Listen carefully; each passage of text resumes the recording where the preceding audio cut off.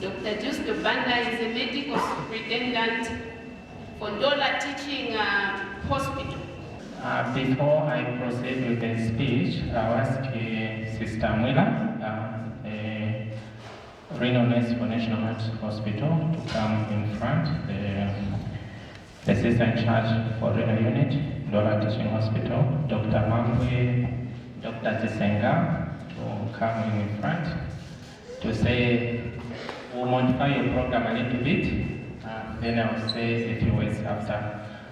You may understand that in the renal unit, we are a family, and the driver of the renal unit, or the dialysis unit, is actually the in charge. So I'll ask them to say some few words to introduce themselves, then I'll proceed to give my speech. Thank you.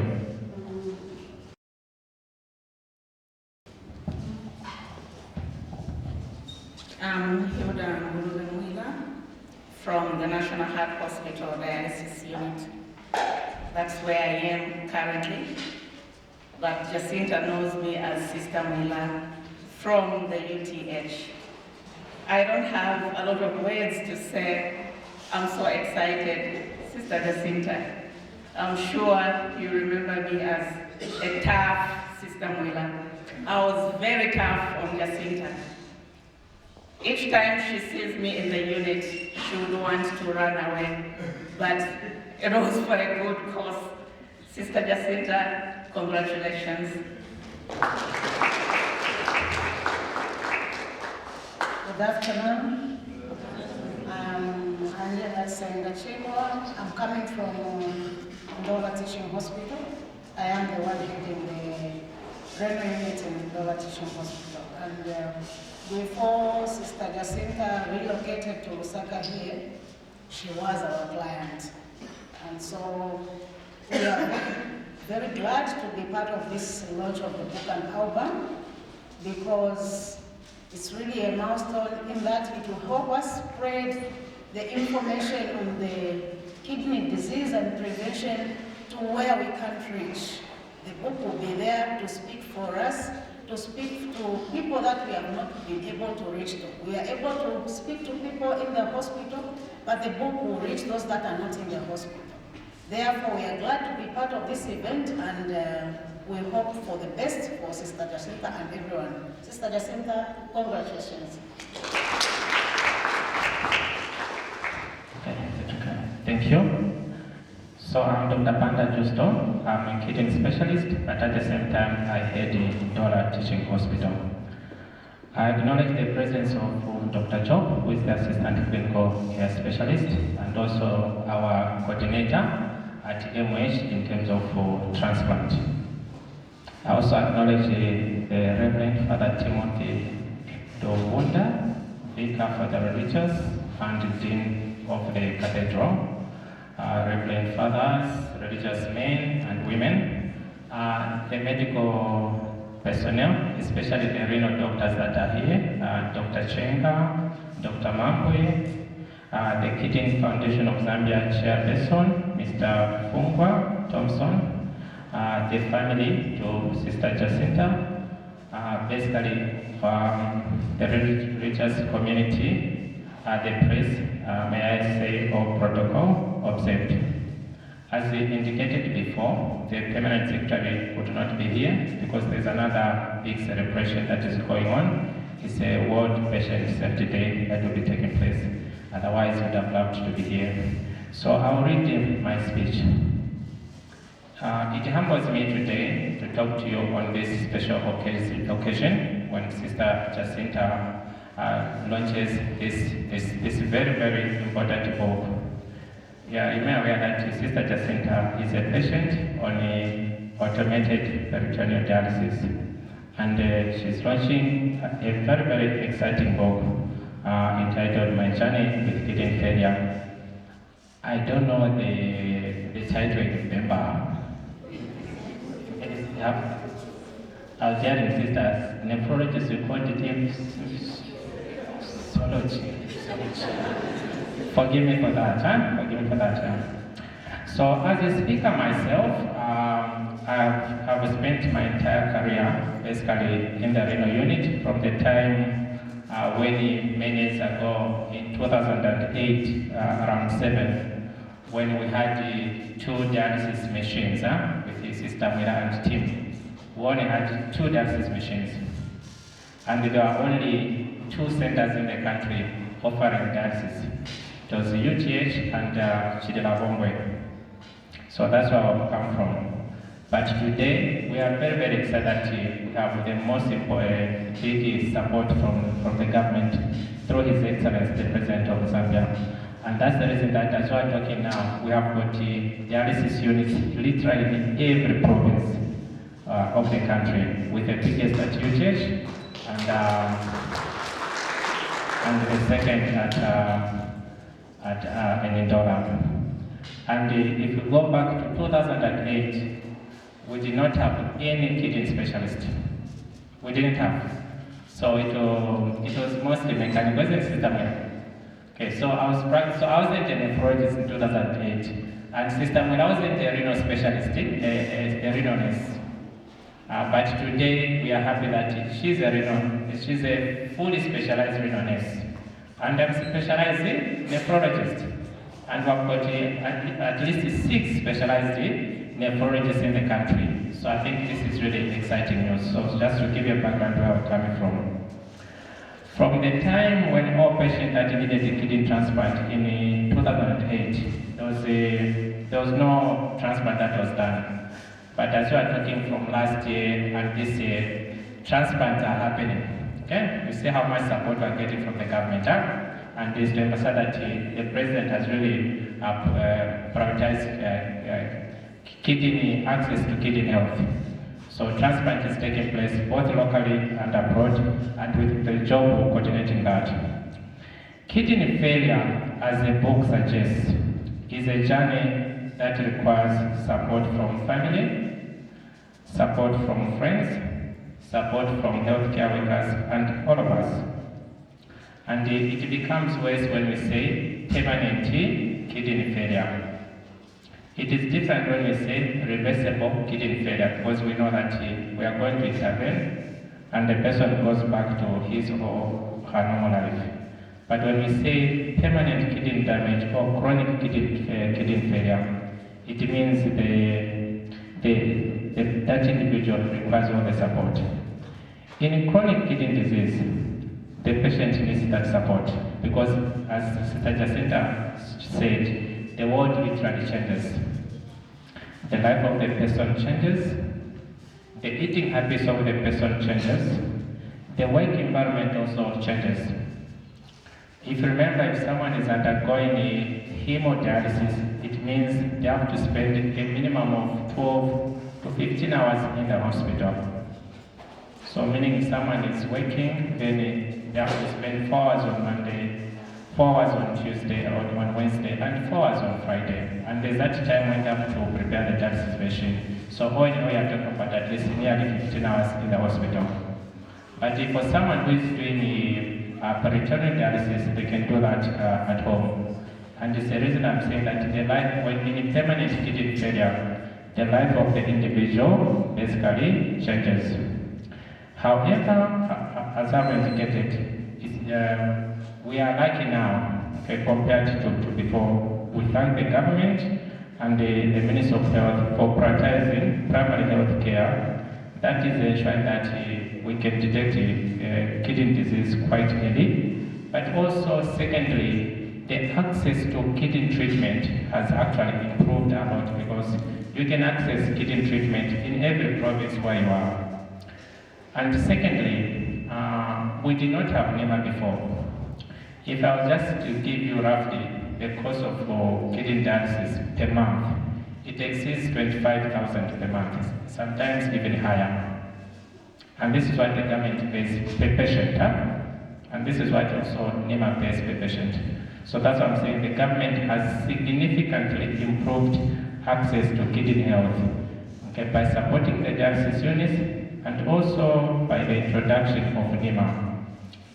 Today, our patients with kidney failure can access NEMA services through chronic dialysis. At the same time, they can also access renal drugs, including the transplant drugs. Now, coming to the book, most of us, most of the community, we know very little about the risk factors of kidney failure. We know also very little about how does a kidney failure present. And also we know very little about what should we do when we're diagnosed with kidney failure. And this is what this book is coming to fill, is filling that gap. Okay, because it actually documents the journey through which Sister Jacyntha has gone through, up to now that she's actually pending kidney transplant. When she called upon me to say, can you help me to go through my book and edit it, I willingly accepted. Of course, the English version, I should emphasize the English version. I did not go through the Bemba version. I did not do that. Okay. So basically, the book that Sister Jacyntha has written highlights prevention of kidney disease, screening of kidney disease, and also it removes that misinformation. There's a lot of misinformation. Can you become a donor? We have misinformation, isn't it? Most of us, again, we don't even know what it takes to be a donor. And specifically, we're talking about a living donor. Okay, we're not talking about a deceased donor, because there are two kinds of kidney donation. You can donate as a living person. I can donate like the way I've seen the brother to brother, the lawyer to the doctor. But sometimes we can have cadaveric donation, which happens in other countries like India and South Africa. So this is a great book that will fill the gap that is left with misinformation. So this book basically brings hope, it brings endurance, and it also brings light to many that lack the knowledge of kidney disease. And coming to Sister Jacyntha as the chairperson for Kidney Foundation documented basically. Sister Jacyntha, she's a very, very strong woman, regardless the condition she's in. She's one person I interact a lot personally. Whenever I come for some programs, if the Minister of Health asks the leadership of the hospital for the meetings in Lusaka, I always pass through the convent. And I've always passed through from the time when she was okay, including the time when I saw her struggling to come to open the door for the convent. But she's always very, very strong. And you'll be very amazed after that. She's actually more stronger in supporting other people than supporting herself. Okay? You see her pushing for transplant or for treatment for other people, and then ask myself, but how about you? It's actually you that you should actually be taking a step. Yeah? It's you that you should prioritize now to talk about transplant and so forth. She will call me discussing other patients. Dr. Banda, we have got this patient. We need to do 1, 2, 3, 4. And I said, yes, we'll do it. How about you? She forgets herself most of the time. In fact, we literally have to push her. Even this particular time, I think it's Dr. Job and Tim, and the message that I've just pushed her, I guess, isn't it? Yeah, otherwise she'll just be, she'll be pushing for every patient. That's a heart. So to me, she's really a very strong woman, a person of great faith, a person who is always smiling, and a person who is always giving hope to others, including to the families who have been left by their relative who died from kidney failure. So again, in Zambia, seeking health services tends to be delayed, and most of us lack medical checkups. And I heard that the lady brought up the issue of medical checkup. You know that the government currently is prioritizing primary health care and decentralization. The reason is very simple, is that most of the causes of kidney failure, literally 50% is elevated blood pressure. Elevated blood pressure. The same issue of taking salt, more than 2 grams of salt per day. Okay, now I'm quantifying. We should not take more than 2 grams of salt per day. So you need to calculate how much you put in the morning in the eggs, the one you put in the dried fish, and the one you put in the even, it should not be more than 2 grams per day. But when you do the studies for Zambia, it's already around 4 grams, right? In Zambia, it's already 4 grams. And again, when the radish comes on the table, there's more addition, isn't it? Huh? There's more addition. But the common risk factor is hypertension, or non-communicable diseases. Non-communicable diseases. Now, we find that the approach of government to employ the primary health care approach, it means we are going to pick most of these diseases quite early. Okay, and which is the correct approach. By the time most of us were told that we have got blood pressure, it's always late. And this is what we have seen mostly in the renal clinic. You find the patient comes to you, they are found to have elevated blood pressure, and then you look at their conjunctiva, it is also pale, meaning there's also anemia, isn't it? And that's why when you read Sister Jacyntha's book, pay attention what she's trying to explain to you. Okay? You go to the hospital, you have blood pressure, but the doctor also says you have got anemia. And the 2 simply means you have got a permanent kidney damage, meaning it's irreversible. It's gone, permanent. But the patient didn't know that they had blood pressure. That's unfortunate. So the only issue that let's do more screening and screening and screening. It is also true that some of the healthcare workers might miss to make the diagnosis timely, as this is also reflected in the book. It's also a call upon us, the clinicians and healthcare workers, that we do a lot of sensitization, and we are also bringing a lot of protocols so that even at the primary healthcare level, people can be able to diagnose the kidney failure. So all in all, let us support this book. It is my belief that the book will help to bring hope to all of us. I also pray for the good health for Sister Jacyntha. Us as clinicians were the most positive people, very positive. And coming back to the issue of policy, because we're doing a lot of transplant currently now. I know Dr. Job didn't bring it forth. So the president, through the presidential advisor, Professor Chileshe, they already put up a team. Okay, they already put up a team of nephrologists, a team of Zambia Medical Association, a team of Health Professional Council of Zambia.